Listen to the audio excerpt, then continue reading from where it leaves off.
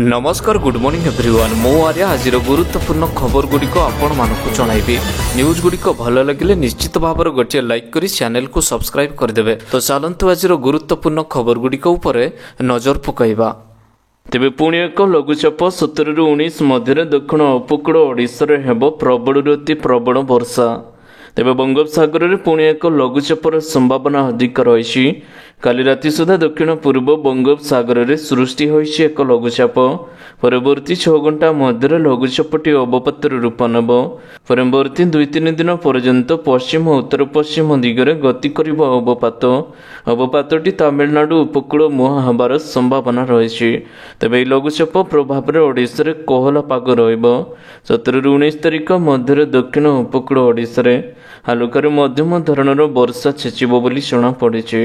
पुरी खोर्धा नयागढ़ गंजाम गजपति रायगड़ा कोरापुट मालकानगिरी कलाहांडी एवं कंधमाल हालुकार मध्यम धरणर वर्षा हेबाकु जाउछि। तेबे वर्षा प्रभाव में तापमात्रा पुणी बढ़िबार संभावना सहित पारद स्वाभाविक ठारू 3 ରୁ 5 डिग्री पर्यंत बढ़िबो बोली पाणीपाग विभाग आकलन करि कहिछि। परवर्ती खबर राज्य सरकार बड़ घोषणा सीधा समस्त बैंक खाते आसब 12,000 टंका।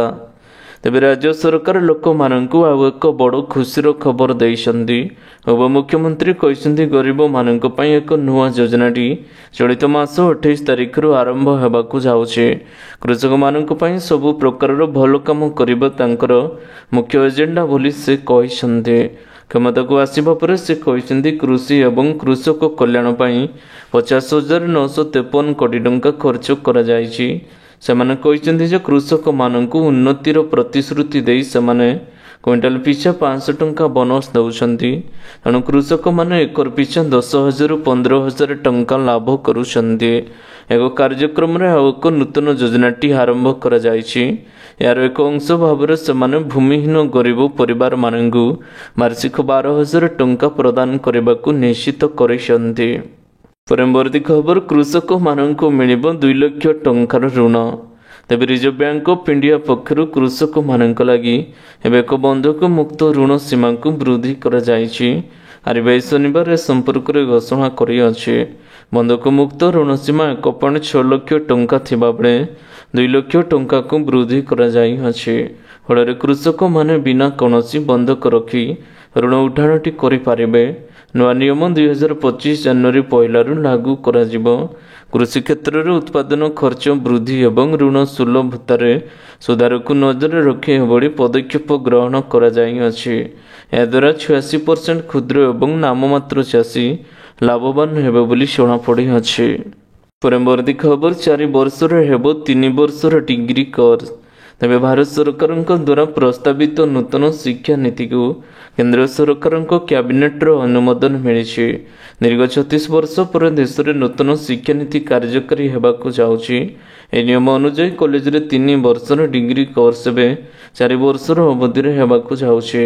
किंतु जो माने उच्च शिक्षा नेबाकु चाहंती नाही सेमानंकु 3 वर्षर डिग्री सर्टिफिकेट टी मिलिबो। जो माने गोटे वर्ष डिग्री कोर्स करिवे सेमानंकु स्नातक प्रथम वर्षर सर्टिफिकेट द्वितीय वर्षर डिप्लोमा एवं तृतीय वर्षर डिग्री सर्टिफिकेट मिलिबो बोली जଣା पड़िछि। 4 वर्ष डिग्री करिथिबा छात्र छात्री माने गोटे वर्षर एमए करबाकू एबे सक्षम हेबे। परवर्ती खबर एबे 10वीं श्रेणी रे हेबो नाही बोर्ड परीक्षा। तेबे भारत सरकार द्वारा प्रस्तावित नूतन शिक्षा नीति को केंद्र सरकार कैबिनेट अनुमोदन मिली। दीर्घ 36 वर्ष पर देश में नूतन शिक्षा नीति कार्यकारी हेबाकु जाउछि। नूतन शिक्षा नीतिर उल्लेखनीय विषय गुड़िक होउछि 5 वर्ष मौलिक व आधारभूत शिक्षा। 10मा और बोर्ड परीक्षा हेबो नाही। बोर्ड केवल द्वादश श्रेणी अनुष्ठित हेबो।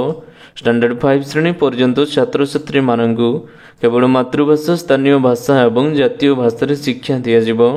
अवशिष्ट श्रेणी संपूर्ण इंग्राजी किंबा आंचलिक भाषा सहित इंग्राजी को गोटे विषय भाव में शिक्षा दिया जिवो। परवर्ती खबर राज्य में एक संगे 3 कोटी लोकंकु मिलिबो स्वास्थ्य कार्ड।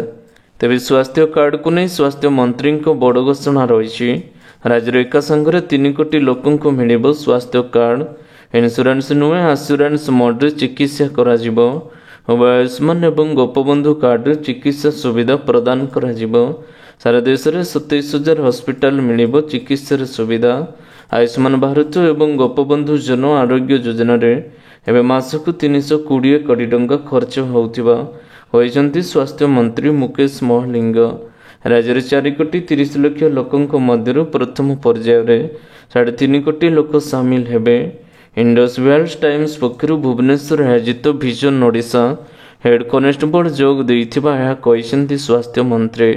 एहिपरि एबे राज्य में मेडिकल कॉलेज रे पीजी सीट संख्या 1100 थिबा बेले आगामी 5 वर्ष द्विगुणित कराजिबो।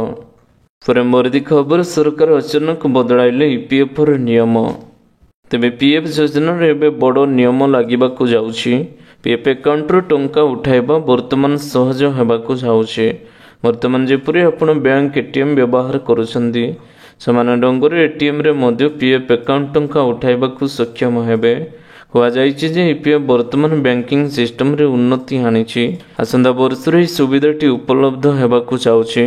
यार अर्थ आपण बैंक अकाउंट पीएफ अकाउंट सहित लिंक हेबो नाही, तेबे आपण ई सुविधाटी व्यवहार करबाकू समर्थ हेबे नाही। वास्तव में पीएफ अकाउंट सहित संयुक्त होई सारिछि। प्रत्याहार सीमा समुदाय जमा राशि मात्र 50% स्थिर हेबाकू जाउछि। परवर्ती खबर बढ़ुछि थंडा 10 डिग्री तले 8टी सहरर तापमात्रा। तेबे खसुछि पारद बढ़ुछि शीतर प्रकोप। थरुछि सारा ओडिशा राज्य 48 घंटा पर्यंत अर्थात 16 तारीख पर्यंत शीतरी लहरीटी जारी रहिबो। आगामी 2 दिन पर्यंत शीतर थरिबो आभ्यंतरण उपकूल ओडिशा। आसंता 24 घंटे Jharsuguda Sundargarh coloured web yellow warning T जारी करिछि पाणीपाग विभाग। परवर्ती खबर काली ठारू पुणी थे वर्षा। तेबे विशेषकर उपकूल एवं केतेक आभ्यंतरण जिले में थंडा अनुभूत हेबो बोली पूर्वानुमानटी करा जायछि। 16 तारीख में कौन सतर्क सूचना नथिबा बेले 17 और 18 तारीख में राज्य में गोटे 2टी जिले में हालुकारू मध्यम धरणर वर्षार संभावना रही। यह तालिकार मालकानगिरी, कोरापुट, रायगड़ा, गजपति, गंजाम, नयागढ़, खोर्धा और पुरी रही। अन्यपटे रविवार सकाळ एवं राति कलाहांडी कंधमाल घन कुहुड़ी अनुभूत हेब। यह समय दृश्यता कम रहिबार संभावना थिबारु सतर्कता अवलंबन करने को कहुछि। परवर्ती खबर एटीएम रु काढ़ी हेब 50% पीएफ राशि। तेबे ईपीएफ ग्राहक मानक बैंकिंग भली सेवा प्रदान करा। योजना उपरे वर्तमान कार्य चली आछि। नया व्यवस्था अधीन भविष्य निधि पांठीर मोट जमार 50% अर्थ को एटीएम भली कार्ड जरिया उठाई हेब। केंद्र श्रम सचिव सुमित तावारा कहते जे सेवा आसंता वर्षर आरंभ कर संभावना रही। श्रीमती डावरा शुक्रवार कहते जे नया व्यवस्था ईपीएफ सदस्य जहाँकर मृत्यु होइछि तांको उत्तराधिकारी भी क्लेम सेटलमेंट पर एटीएम माध्यम टंकाटी उठाई पारे। ईपीएफ कार्ड डेबिट कार्ड भली हेबाकू जाउछि। याकू ईपीएफ विथड्रॉल कार्ड कहुजिबो। यह कार्डटी बैंकर एटीएम रे व्यवहार कराजिबो बोली जणा पड़िछि। परवर्ती खबर कुंभीर गणना पाई भितरकनिका अभयारण्य बंद। तेबे विश्व प्रसिद्ध भितरकनिका जातीय उद्यान 2025 जनवरी 14 रु 22 तारीख पर्यंत कुंभीर गणनाटी कराजिबो। एथिपाई पर्यटकों लगी यह जातीय उद्यान बंद रहिबो बोली जणा पड़िछि। ए समय मध्य भितरकनिका को देशर पर्यटक मानकु आसिबाकू बारण करा जाई अछि। शीत अमावास्या तिथि को दृष्टि रखी कुंभीर गणना पाई समय स्थिर करा जाई अछि। शीत अमावास्या तिथि को दृष्टि रखी कुंभीर गणना पाई समय स्थिर करा जाई अछि। शीत अधिक हेले कुंभीर माने नदी पीठार खरा डेइबाकू रहितांती। भितरकनिका नदीनाल मुख्यतः जुआरिया होइथिबारु अधिक भट्टा रहिथिबा अमावास्या तिथि पर उच्च जुआर आसु नथिबारु नदी पीठा बुड़ी नथाए। एथिपाई कुंभीर गणना करबाकू सुविधा होछि। मुख्यतः पर्यटक माने बोट रे आसिथिबा समय कुंभीर माने पठार नदी भितर को चली जाती।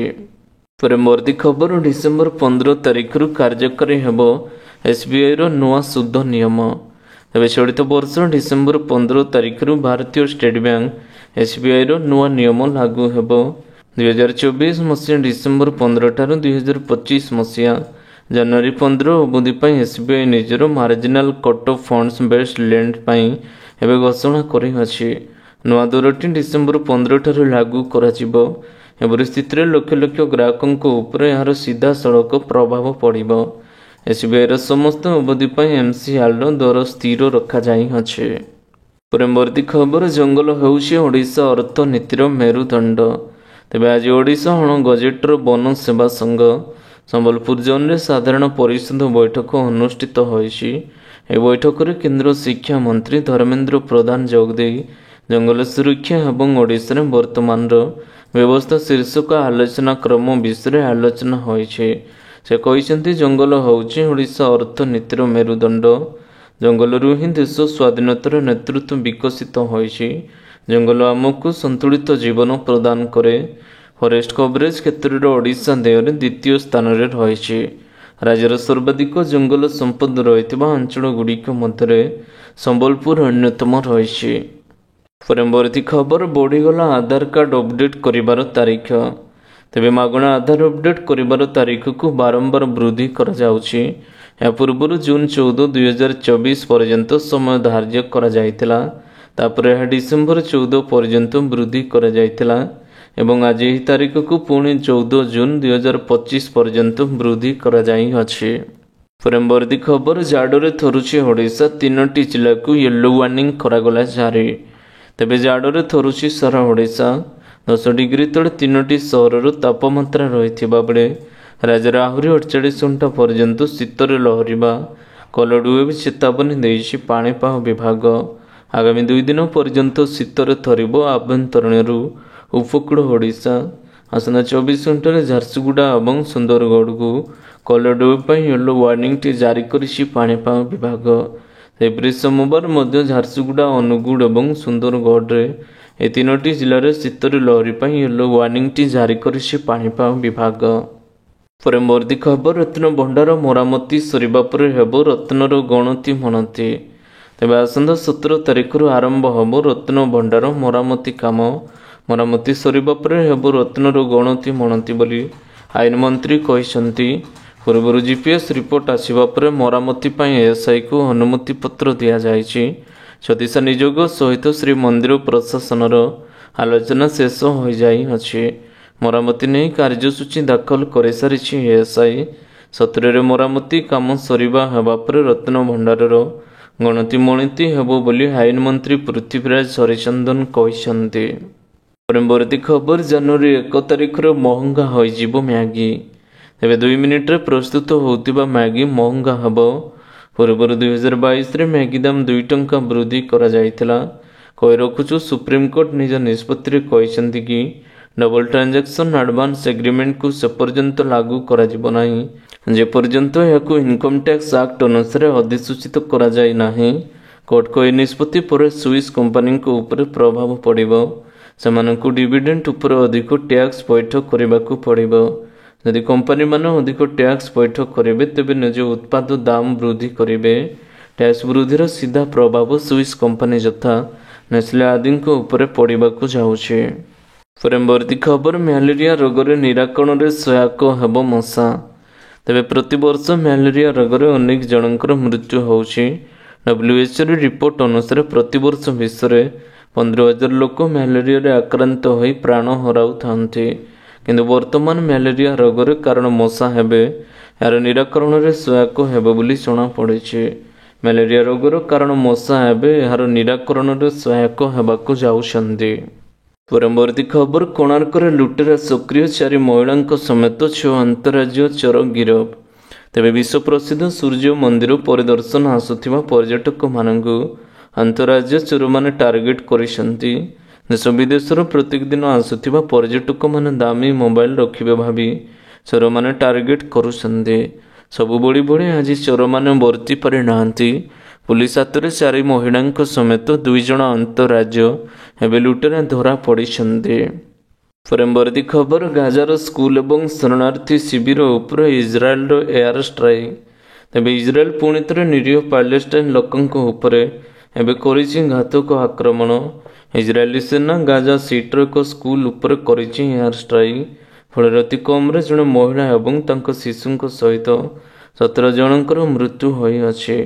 ଅଲ୍ ଓହିଲି ବାପ୍ଟିଷ୍ଟ ହସ୍ପିଟାଲ କହିବା ଅନୁସାରେ ମାଜଦା ଭାସିଲା ସ୍କୁଲ ଉପରେ ହୋଇଥିବା ଆକ୍ରମଣରେ ଅନ୍ୟ 12 ଜଣ ଆହତ ହୋଇଛନ୍ତି। ଇସ୍ରାଏଲର କହିବା ଅନୁସାରେ ଶରଣାର୍ଥୀଙ୍କ ମଧ୍ୟରେ ହମାସ ଆତଙ୍କୀ ଲୁଚି ରହିଛନ୍ତି। ସେପଟେ ପାଲେଷ୍ଟାଇନ ପ୍ରଶାସନ କହିଛି ସ୍କୁଲରେ ଶରଣ ନେଇଥିବା ଲୋକ କେହି ହମାସରେ ନୁହନ୍ତି। ଯାହାଙ୍କ ଉପରେ ଏୟାର ଷ୍ଟ୍ରାଇକ୍ ହୋଇଛି ସେମାନଙ୍କ ସବୁ ସାଧାରଣ ଲୋକ ଥିଲେ। ଜଣେ ବିସ୍ଥାପିତ ମହିଳା କହିଛନ୍ତି ଆମର ଆଖି ଆଗରେ ଏହି ଆକ୍ରମଣ ହୋଇଅଛି। ତେବେ ଆଶା କରୁଛି ଆଜିର ଗୁରୁତ୍ୱପୂର୍ଣ୍ଣ ଖବର ଗୁଡ଼ିକ ଆପଣମାନଙ୍କୁ ନିଶ୍ଚିତ ଭାବରେ ଭଲ ଲାଗିଥିବ। ଯଦି ଭଲ ଲାଗିଥାଏ ଭିଡ଼ିଓକୁ ଗୋଟେ ସେୟାର କରନ୍ତୁ ଏବଂ ଚ୍ୟାନେଲକୁ ସବସ୍କ୍ରାଇବ୍ କରିବା ପାଇଁ ବିଲକୁଲ ବି ଭୁଲନ୍ତୁ ନାହିଁ। ଆପଣଙ୍କ ଭଲ ପାଇବା ସ୍ୱରୂପ ଭିଡ଼ିଓକୁ ସେୟାର କରିଦେବେ। ପୁଣି ଦେଖା ହେବ ଲାଟେଷ୍ଟ ଅପଡେଟ୍ରେ। ସେତେବେଳେ ପର୍ଯ୍ୟନ୍ତ ବିଦାୟ ନେଉଛି। Vande Mataram, take care, bye bye.